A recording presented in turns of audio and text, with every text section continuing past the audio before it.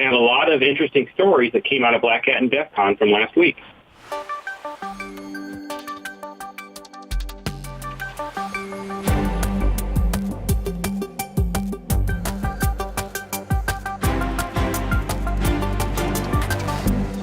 Hey, John, I understand that you were out in Las Vegas last week for Black Hat and Defcon, and you had a couple of interesting nuggets that you pulled out of that, both of the conferences that you wanted to share with us. Yeah, there was a few things I think that, are pretty, that jumped out at me from what I've attended or I heard in the halls that I'd like to talk about. One, and we started off with a good keynote from Parisa Tabriz. She had a good talk about why security should be, something that we not have to actually bother with in regards to, the normal consumer, that they need to be, need to be done in the background, that, that we rely too much on people being vigilant on their own, and we need to embed more of that security behind the scenes.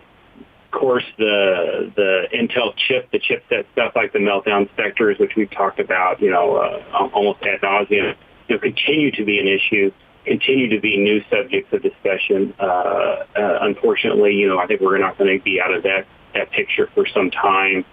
Biomedical hacking was kind of interesting at Defcon in particular. They had a whole couple briefing halls or meeting rooms that were just devoted to biomedical hacking. In one of the stories I read about the biomedical, actually it goes in hand with the default passwords. I think the way I read, the machine, actually the control machine doesn't have any sort of authentication, sort of like that. Mm-hmm. The researcher were able to basically plug in his own Raspberry Pi, and he could able to control, the heartbeats. Really? A lot of these devices aren't really, they try to simplify them as much as possible so that they don't put certificates on them. They don't do the encryption. It's those basic things that we take for granted aren't done in that space. It's just not mature enough. Hey, that kind of ties back into your first kind of comment you had from Parisa Tabriz from Google, who is saying and advocating that a lot of this stuff really needs to be baked into the products before they're shipped out to the consumers. Yeah. There was a lot of very thoughtful, salient quotes out of that speech that I kind of took away as meaningful.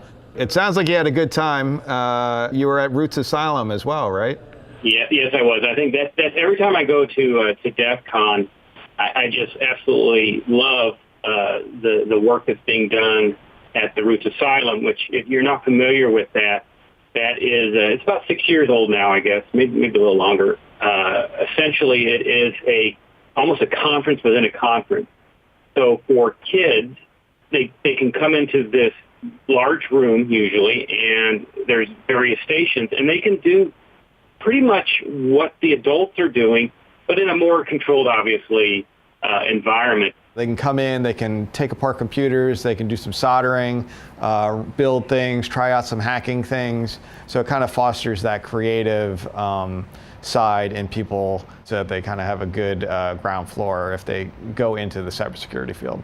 A really great mix of the kids who can go from different stations. They can do a capture the flag attack, or attempt. They can do build things like they were building drones. They can practice soldering. They can practice lockpicking. There's also the junkyard, which is where I spent a good amount of time, actually almost 2 whole days, which is where I was working at the Roots Asylum. And that's where we get equipment donated to us from a local supplier there in Las Vegas. And the kids can actually take that stuff apart. And AT&T, I think, is a sponsor of Roots Asylum, right?